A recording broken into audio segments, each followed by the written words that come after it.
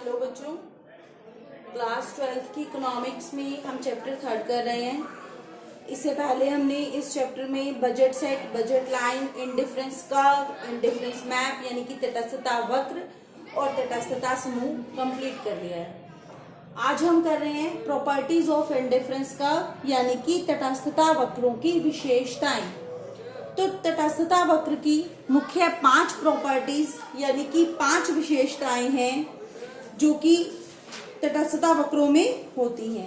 पहला है तटस्थता वक्र का ढलान ऋणात्मक होता है, यानी कि जो ये इंडिफरेंस कर्व होते हैं इनकी स्लोप नेगेटिव होती है। नेगेटिव स्लोप का अर्थ कि ये जो तटस्थता वक्र हैं ये ऊपर से नीचे की तरफ गिरते हैं। हमने लास्ट लेक्चर में इंडिफरेंस कर्व पढ़ा था, जैसे कि ये आई इंडिफरेंस कर्व है, ये है एक्स अक्ष, ये वाई, ये हमारा ओरिजिन है, यहाँ पे वस्तु ए है और यहाँ पे वस्तु बी। तो इंडिफरेंस कर्व का ढलान ऊपर से नीचे की ओर होता है, इसको बोलते हैं ऋणात्मक ढलान, नेगेटिवली स्लोप।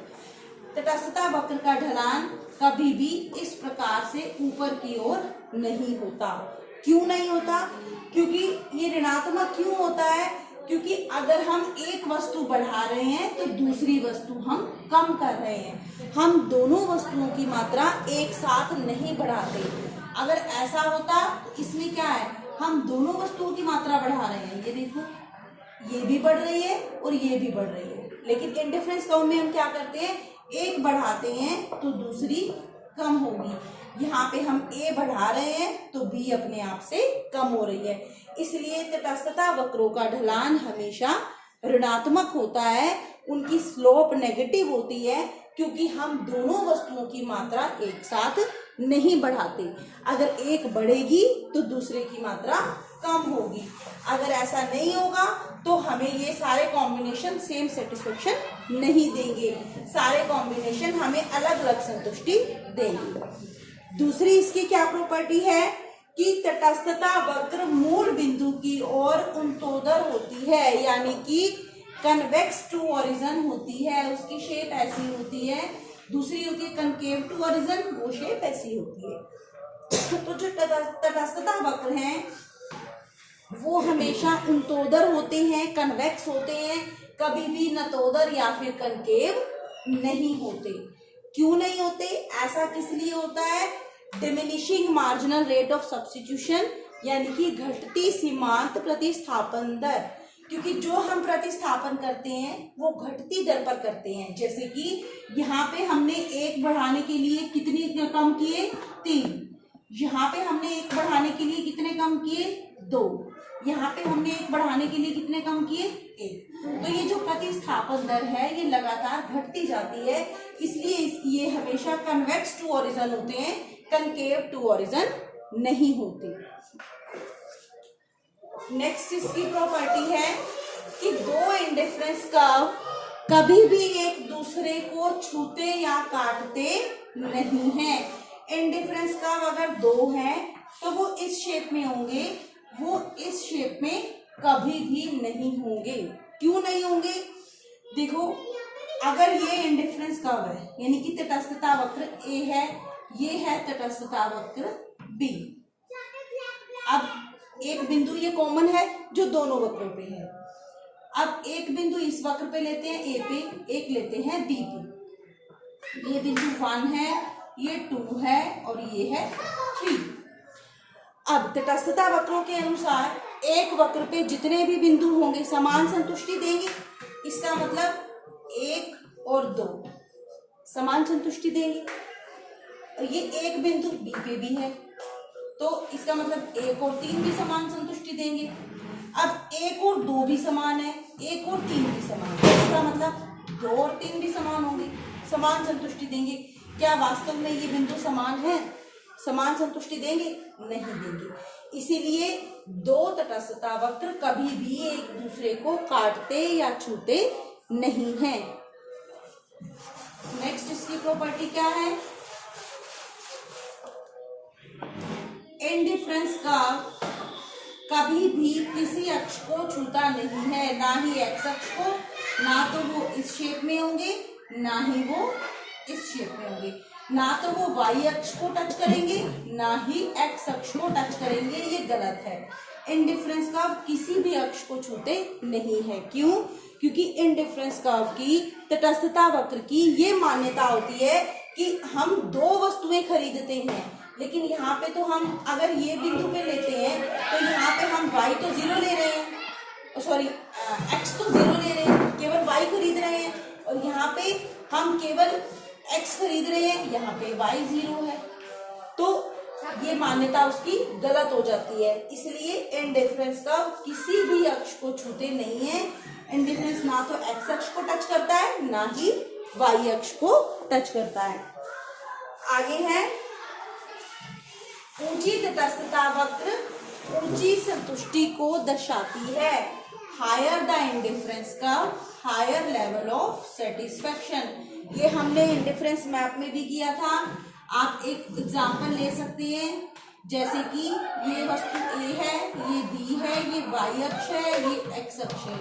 अब ये ऊंचे ऊंचे इंडिफरेंस कर्व हैं, IC1, IC2, IC3 और ये है IC4। अब अगर हम यहाँ पे बात करते हैं तो ये लाइन अगर हम लेते हैं तो यहाँ पे क्या है, B वस्तु की मात्रा तो सेम है, लेकिन जैसे जैसे हम आगे बढ़ते जाते हैं A वस्तु की मात्रा बढ़ती जाती है, और जितनी मात्रा बढ़ेगी हमारी संतुष्टि भी उतनी ही बढ़ती जाएगी। तो जैसे जैसे हम ऊंचे वक्र की तरफ जा रहे हैं हमारा लेवल ऑफ सेटिस्फेक्शन यानी कि हमारी संतुष्टि बढ़ती जाती है। तो ये थी इंडिफरेंस कर्व की 5 प्रॉपर्टीज या 5 विशेषताएं। आगे हम इसमें एक ही मिनट का टॉपिक रह गया है, कंज्यूमर इक्विलिब्रियम, उपभोक्ता संतुलन। तो एक उपभोक्ता कब संतुलन में होगा, जब उसका बजट लाइन और इंडिफरेंस कर्व एक दूसरे को टच करेंगे। ये ए बी है आपकी बजट लाइन, यहाँ पे y अक्ष है, ये x अक्ष है, ये है आपका ओरिजिन, यहाँ पे गुड A, ये है गुड B, ये है आपका IC कर्व, इंडिफरेंस कर्व। जहां पे ये दोनों एक दूसरे को टच करेंगे उपभोक्ता वहां पे संतुलन में होगा। क्यों संतुलन में होगा? अब देखो इंडिफरेंस कर्व के सारे बिंदु सेम लेवल ऑफ सेटिस्फेक्शन देते हैं। मान लो ये पॉइंट है E1, ये है E2, ये है E3, ये है E4 और ये है E5। अब ये सारे बिंदु हमें सेम लेवल ऑफ सेटिस्फेक्शन दे रहे हैं, तो एक जो उपभोक्ता है वो इनमें से किसी भी बिंदु का चुनाव करेगा तो उसको सेम संतुष्टि मिलेगी। परंतु एक उपभोक्ता अगर इस बिंदु का चुनाव करता है तो क्या उसके बजट में है ये बिंदु? हमने बजट लाइन में पढ़ा था, इस लाइन के बाहर के बिंदु एक उपभोक्ता नहीं खरीद सकता क्योंकि उतनी उसकी आय नहीं है। तो ना तो वो ये खरीद सकता है, ना ये ना ये ना ये, कोई भी बिंदु नहीं खरीद सकता, और केवल वो E1 खरीदता है क्योंकि ये बिंदु उसकी बजट लाइन पे है, इतनी उसकी आय है कि वो खरीद पाए। इस बजट लाइन के बाहर का कोई भी बिंदु वो नहीं खरीद सकता। अब आप बोलोगे कि अगर ये वक्र इस तरीके से हो, ये भी तो IC है, ये IC1 ले लेते हैं, तो ये है और ये। अब क्या है, यहाँ पे एक उपभोक्ता कहाँ संतुलन में होगा? अब यहाँ पे अगर एक उपभोक्ता है तो वो क्या करेगा, ये बिंदु और ये बिंदु उसको सेम संतुष्टि देंगे, और वो एक ही वक्र पे है, एक ही कर्व पे है, समान संतुष्टि मिलेगी उसको। और ये दो बिंदु इसकी बजट लाइन पे भी हैं, परंतु वो यहाँ की बजाय यहाँ पे खरीदना पसंद करेगा, क्योंकि हमने अभी इंडिफरेंस कर्व की प्रॉपर्टीज में पढ़ा, higher the curve higher the satisfaction. जितना ऊंचे वक्र पे जाएंगे उतनी संतुष्टि अधिक मिलेगी। तो ये ऊंचे कर्व पे जाना चाहेगा ना अधिक संतुष्टि के लिए, वो नीचे के कर्व पे क्यों रहना चाहेगा? यहाँ पे ये चीजें उसको उसके बजट में आ रही हैं, ये चीज भी उसके बजट में आ रही है, लेकिन उसको संतुष्टि कहाँ ज्यादा मिलेगी? E1 पे। क्यों? क्योंकि ये बिंदु ऊंचे तटस्थता वक्र पे है। इसलिए एक उपभोक्ता कब इक्विलिब्रियम में होगा? कंज्यूमर इक्विलिब्रियम या उपभोक्ता संतुलन वहां होगा जहां पे बजट लाइन और हमारा इंडिफरेंस कर्व एक दूसरे को टच करते हैं। अगर कट करते हैं तो वो पूर्ण संतुष्टि अधिकतम संतुष्टि नहीं होगी, क्योंकि ऊंचा कर्व ऊंची संतुष्टि को दर्शाता है। आई होप आपको ये कंज्यूमर इक्विलिब्रियम और इंडिफरेंस कर्व का कंसेप्ट अच्छे से समझ में आया होगा।